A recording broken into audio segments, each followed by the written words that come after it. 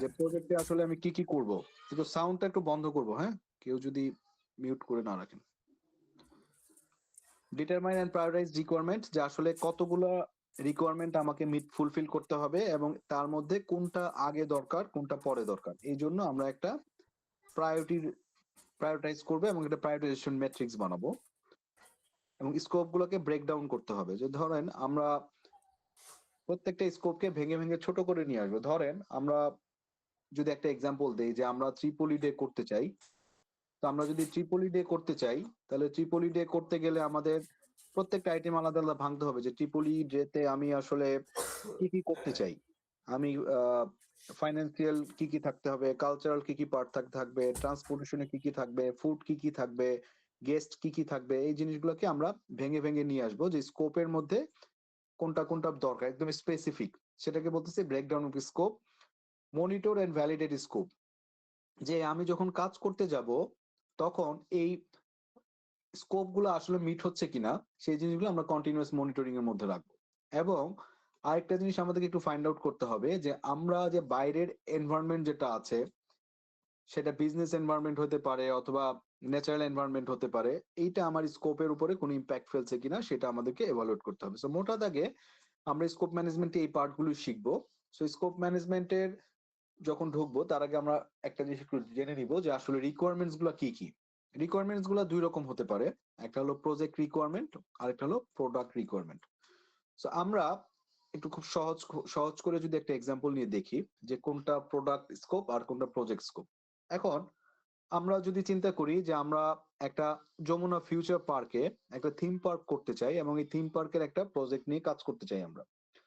So এই Jamuna future পার্কে যে থিম পার্ক গুলো আছে সেই থিম পার্কের মধ্যে কি কি থাকবে, রোলার কোস্টার থাকবে, ফেয়ারি কার থাকবে, ওয়াকওয়ে থাকবে, সিনেপ্লেক্স থাকবে।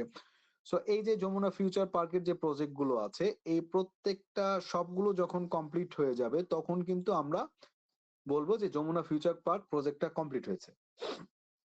তো এখন দেখেন আমরা প্রজেক্ট মানে হচ্ছে there should be a materialistic একটা পার্ট থাকবে যেখানে আমি প্রত্যেকটা পার্ট কমপ্লিট করতে হবে। আর প্রোডাক্টের মধ্যে যেটা থাকতে পারে তার মানে এই প্রজেক্টের রিকোয়ারমেন্ট গুলো কি কি, যে যমুনা ফিউচার পার্কের মধ্যে আমার প্রজেক্ট রিকোয়ারমেন্ট হচ্ছে roller coaster, fairy car set up, walkway set up, cineplex set up. Same একইভাবে আমরা যদি একটা হালাল সাবান বানাতে চাই, ধরে নিচ্ছি আমরা একটা XYZ বানাতে চাই সাবান যেটা 100% হালাল, lemon flavour, dual function soup. Dual function মানে হচ্ছে কাপড়ও কাচা যায়, শাওয়ারও নেওয়া যায়, সেটাকে আমরা বলতেছি ডুয়েল ফাংশন সুপ। 100% হালাল থাকতে হবে, তার মানে একটা রিকোয়ারমেন্ট হলো 100% হালাল, দুইটা রিকোয়ারমেন্ট হচ্ছে লেমন ফ্লেভার এবং 3 নাম্বার হচ্ছে ডুয়েল ফাংশন সুপ, মানে তিনটা পার্টি আপনাকে থাকতে হবে। তাহলে এই প্রোডাক্টটা যখন আমি ডিজাইন করব, ডিজাইন করার সময় আমাকে তিনটা প্রজেক্ট নিতে হবে। একটা প্রজেক্টের মধ্যে আছে add lemon smell to the soup, কারণ কি এটা লেমন ফ্লেভার হতে হবে। 2 নাম্বার যেটা আছে সেটা হলো vegetable fat based soap material দিতে হবে, কারণ কি যেহেতু এটা 100% হালাল সাবান বলছি। 3 নাম্বার প্রজেক্ট যেটা আছে সেটা হলো ডুয়েল ফাংশন স্যুপ, যেহেতু কাপড় কাচা এবং সাবান নেওয়া দুইটাই নেওয়া যায়। সো নর্মালি দেখেন আমরা যদি একটা জিনিস হিসাব করে দেখি, এই প্রোডাক্ট যখন আমি বানাতে যাব প্রোডাক্টের মাঝখানে প্রজেক্ট আসতে পারে, আবার প্রজেক্টের মাঝখানেও প্রোডাক্ট আসতে পারে। তার মানে প্রোডাক্টের রিকোয়ারমেন্ট গুলো ফুলফিল করার জন্য আমরা প্রজেক্ট নিতে পারি, অথবা প্রজেক্ট রিকোয়ারমেন্ট ফুলফিল করার জন্য আমরা প্রোডাক্টের রিকোয়ারমেন্ট গুলো নিতে পারি, দুইটা কিন্তু ভাইস ভার্সা। সো আমরা যদি একটু এখানে আসি, দেখেন যে প্রজেক্টের ক্ষেত্রে যে রিকোয়ারমেন্ট গুলো আছে, যে আমরা কোনো একটা প্রজেক্টের নিড অ্যানালাইসিস করার জন্য অথবা প্রজেক্টের যে নিডটা আছে যে কেন আমি প্রজেক্টটা করছি, সেই প্রজেক্টটার করার কারণটাই কিন্তু আমার সেই প্রজেক্টের রিকোয়ারমেন্ট হিসেবে কাউন্ট হয়ে থাকে। যেমন ধরেন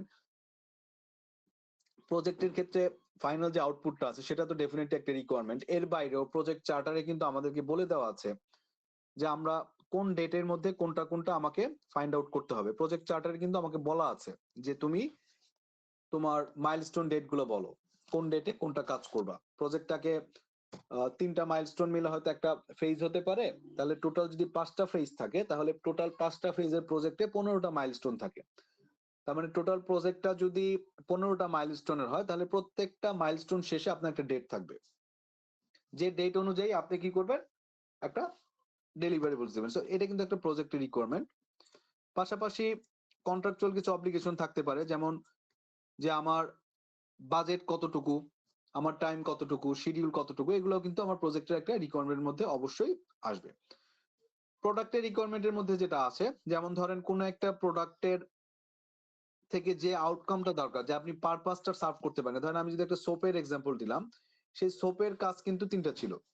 তাহলে 100% হালাল সোপ হতে হবে, লেমন ফ্লেভারড হইতে হবে, ডুয়েল ফাংশন স্যুপ হইতে হবে, তো অনেকগুলো রিকোয়ারমেন্ট। তো বেসিক্যালি প্রজেক্ট স্কোপ ম্যানেজমেন্টের মধ্যে আমরা যেটা করি, যে যেহেতু প্রজেক্ট চার্টারের মধ্যে কি ছিল, হাই লেভেল রিকোয়ারমেন্ট গুলো দেওয়া ছিল, হাই লেভেল রিকোয়ারমেন্ট গুলো দেওয়া ছিল, আর প্রজেক্ট স্কোপ ম্যানেজমেন্টের মধ্যে সেটাকে আমরা লো লেভেলে নিয়ে আসি। তার মানে হাই লেভেল রিকোয়ারমেন্ট গুলোকে ভেঙে ছোট ছোট আকারে টুকরো করে নিয়ে আসি। টুকরো করে নিয়ে আসলে যেটা হয়, আমি প্রত্যেকটা টাস্ক আলাদা আলাদা করে ভেঙে নিতে পারি। যেমন আমরা একটা এক্সাম্পল যদি দিই, ট্রিপলি ডে তে আমরা হাই লেভেল রিকোয়ারমেন্টকে একটা ট্রিপলি ডে তে আমরা কি করতে পারি, ফুড থাকবে, ট্রান্সপোর্ট থাকবে, গেস্ট থাকবে, কালচারাল প্রোগ্রাম থাকবে, তো এটা হলো আমার হাই লেভেল রিকোয়ারমেন্ট। এখন আমি যদি ডিপ লেভেলে যেতে চাই, লো লেভেল রিকোয়ারমেন্টে যেতে চাই, তাহলে ফুড থাকবে ডেফিনেটলি, আমি জানি। তাহলে ফুড কি কি থাকবে, সকালের নাস্তা, দুপুরে লাঞ্চ থাকবে, রাতের বেলা হয়তো ডিনার থাকবে, অথবা বিকালে একটা স্ন্যাক্স দিতে পারি আমরা। তো এটা থাকতে পারে। তাহলে এখন যদি আবার আরেকটু ভিতরে ঢুকি, যে সকালের স্ন্যাক্সে আমি কি দিব, দুপুরের লাঞ্চে আমি কি দিব। আচ্ছা, দুপুরের লাঞ্চে ধরেন আমি খাবার দিব, ঠিক আছে ফাইন। তাহলে এই খাবারটা আসবে কোথেকে, আমি কি বানাবো নাকি আমি বাইরে থেকে কিনে নিয়ে আসবো, অথবা রান্না করাবো বাবুর্চি টাবুর্চি দিয়ে।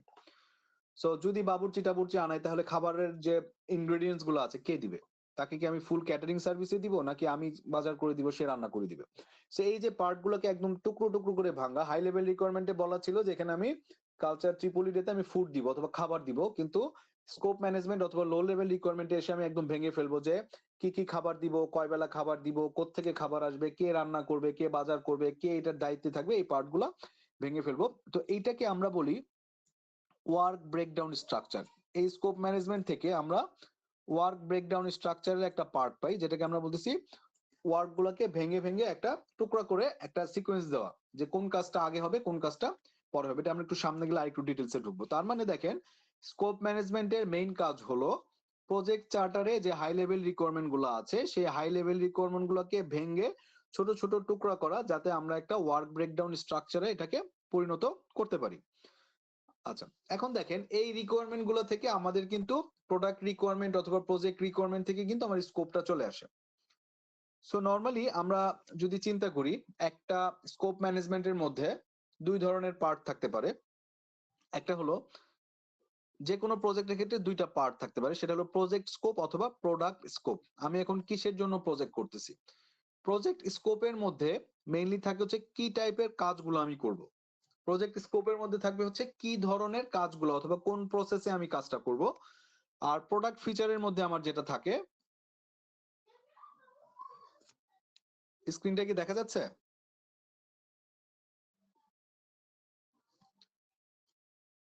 আচ্ছা, so, তার মানে প্রজেক্ট স্কোপের মধ্যে আমি কোন কোন প্রসেস নিয়ে কাজ করব, সেই প্রসেসের জন্য কোন কোন কাজটা স্টপ থাকবে। যেমন ধরেন আমরা প্রজেক্ট ম্যানেজমেন্ট যে প্ল্যানটা করেছিলাম, প্রজেক্ট ম্যানেজমেন্ট প্ল্যানের মধ্যে একটা পার্ট ছিল যে আমি কোন টুলস এন্ড টেকনিক ইউজ করব প্রজেক্ট স্কোপ ম্যানেজমেন্টের জন্য, অথবা কোনটা ডিসিশন ক্রাইটেরিয়া হবে, অথবা কোন প্রসেসটা ফলো করব। তো এইটাকে আমরা প্রজেক্ট স্কোপ ম্যানেজমেন্টের মধ্যে নিয়ে আসতেছি, যে সব জিনিসগুলো ওয়ার্কের আন্ডারে পড়বে, প্রসেসের আন্ডারে পড়বে, সেটাকে আমরা বলতেছি প্রজেক্ট স্কোপ ম্যানেজমেন্ট। আর প্রোডাক্ট স্কোপ ম্যানেজমেন্টের মধ্যে আসবে যে আসলে প্রোডাক্টের মধ্যে আমরা কোন কোন ফিচার অ্যাড করব, জাস্ট লাইক আমরা যে সোপের এক্সাম্পল দিলাম ওই রকম।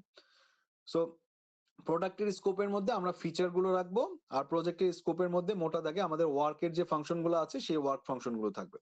সো এখন আমাদের টোটাল আমরা যদি নলেজ এরিয়া গুলো চিন্তা করি, সো আমরা যে এখানে যে স্ক্রিনে যে দেখতে পাচ্ছি, যে প্রজেক্ট ইন্টিগ্রেশন ম্যানেজমেন্টটা হচ্ছে সেন্টারে থেকে বাকি যে নলেজ এরিয়া গুলো আছে সেই নলেজ এরিয়া গুলো কন্ট্রোল করবে। এখন এখানে যে রেড মার্কের যে এরিয়া গুলো দেখছেন, সেই রেড মার্ক এরিয়া গুলো আমরা এখনো টাচ করি নাই। আর এখানে স্কোপ ম্যানেজমেন্ট যেটা, সেটা আমরা এখানে করবো। তা এর সামনে আমরা যতই আগাতে থাকবো, এক একটা করে রেড আমাদের ইয়েলোতে পরিণত হতে থাকবে, এবং আলটিমেটলি যখন আমাদের ফুল কোর্সটা কমপ্লিট হয়ে যাবে, তখন আমাদের সবগুলো ইয়েলো হয়ে যাবে এবং আমরা সবগুলো আস্তে আস্তে জানতে পারবো। সো এখন দেখেন, প্রজেক্ট স্কোপ ম্যানেজমেন্টের মধ্যে আমরা বেসিক্যালি যদি খুব সহজে চিন্তা করি যে আমরা আসলে এখানে প্রজেক্টের যে গোলগুলো আছে, আসলে কেন প্রজেক্টটা করছি, প্রজেক্টে কি কি ধরনের কাজ আছে, ওয়ার্ক আছে, কি কি ধরনের ফিচার আছে এবং কোন কোন টাইমে কোন জিনিসগুলো ডেলিভারি করব, কত টাকার মধ্যে করব, সেই জিনিসগুলো আমাদের এখানে স্কোপ ম্যানেজমেন্টের মধ্যে আমার বেসিক্যালি এসে থাকে। সো কেন আমাদের প্রজেক্ট স্কোপ ম্যানেজমেন্টটা দরকার? যেহেতু প্রজেক্ট স্কোপ ম্যানেজমেন্টটা আমার ট্রিপল কনস্ট্যান্টের মধ্যে পড়েছে। সো ট্রিপল কনস্ট্যান্টের মধ্যে আমরা জানি যে এই স্কোপটাকে যদি আমি ফিক্স না করি, এটাকে যদি আমি বাড়াইতে চাই, তাহলে টাইম বাড়বে এবং কষ্ট বাড়বে। আবার এখানে যদি আমি কমাইতে চাই, তাহলে হয়তো টাইম কমবে, কষ্ট কমবে, কিন্তু আমার কাস্টমার যিনি আছেন অথবা আমার যে স্পন্সর আছেন, ওনার পারপাস হয়তো আমি সার্ভ করতে পারবো না। সো ইন দ্যাট কেস স্কোপটা এমন একটা পার্ট, আমি খুব বেশি এক্সপেকটেশন আসলে আমার এই প্রজেক্ট থেকে কি কাজটুকু করবে স্পেসিফিক ওই জিনিসটাকেই ফাইন্ড আউট করা হচ্ছে স্কোপ ম্যানেজমেন্টের কাজ।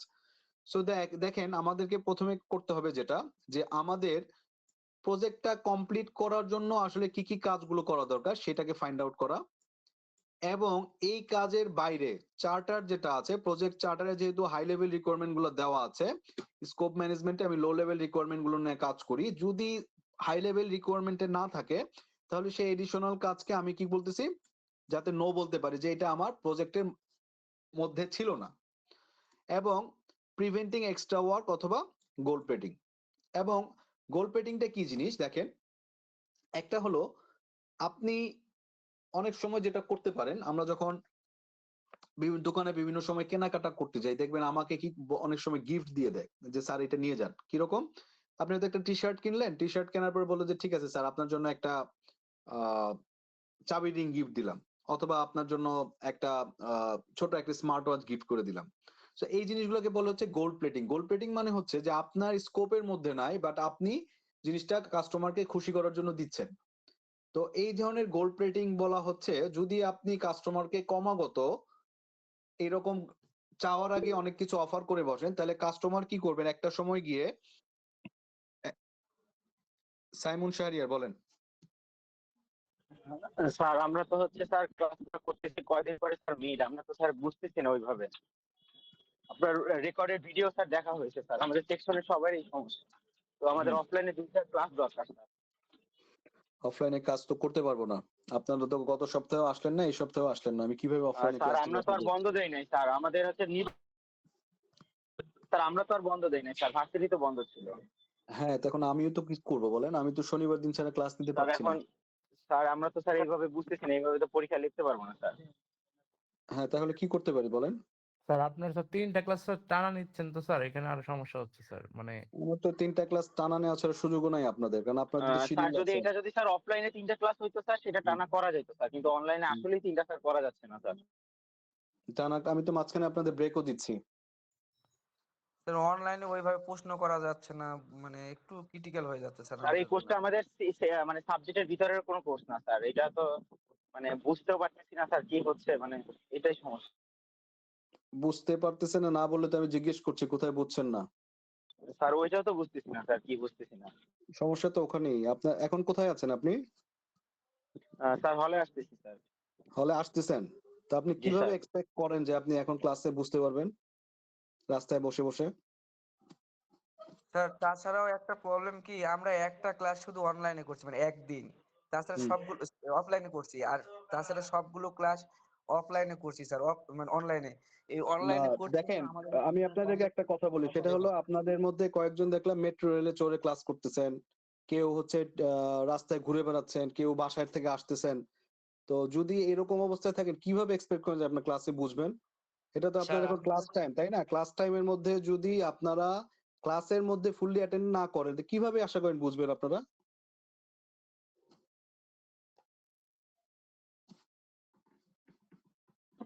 স্যার কালকে যেহেতু আমাদের ক্লাস স্যার, আমাদের তো বাসা দিয়ে আসতে হবে স্যার। স্যার আর হ্যাঁ, আজকে কখন তো ইউনিভার্সিটি খোলা, আজকে ইউনিভার্সিটি খোলা না, আজকে কি ইউনিভার্সিটি বন্ধ ছিল? স্যার কালকে তো স্যার বাস ছিল না, এলাকাতে একটু বাস ছিল না। তো এইটা তাহলে বলতেন ডিপার্টমেন্টকে, বলতেন ডিপার্টমেন্ট আজকে ইউনিভার্সিটি বন্ধ রাখতো, আমিও আজকে স্যার ক্লাসটা নিতাম একটা না আপনাদের। আমি তো অনলাইনে ক্লাস নিতে চাই না আপনাদের, আমি তো স্যার অফলাইনে একটা গিয়ে ক্লাস নিতে চাই। জি স্যার, অফলাইনে আমরা তো অফলাইনের জন্যই ক্লাস করার চেষ্টা করি, কিন্তু তা অনলাইন আপনারা আমরা তো এই কালকে ক্লাসটা কালকে একটা সন্ধ্যার সময় আপনাদের সিআর রিকোয়েস্ট করলো আমাকে, স্যার অফলাইনে ক্লাসটা নেন। আমি তো অফলাইনে ক্লাস নিতে চাই না আপনাদের। আমি কি আপনাদের ক্লাস নিতে চাই বলেন? স্যার আপনি স্যার ভালো অনলাইনে স্যার নিলে স্যার কিন্তু একটু মানে গ্যাপ দিয়ে নিলে স্যার, যে এখন একটা হুম। রাতে একটা এরকম করে নিলে ভালো হতো। মানে আচ্ছা, টানা আমি কি 3 আপনাদের ঘন্টা জন্য স্যার তো। মানে 24 ঘন্টা আপনাদের জন্য আমি ফ্রি টাইম রাখবো? 24 ঘন্টা আপনাদের জন্য ফ্রি টাইম থাকবো, যখন আপনাদের মর্জি হবে তখন আমি ক্লাস নিতে পারবো? আমার কি আর কোনো কাজ নাই? জি না স্যার।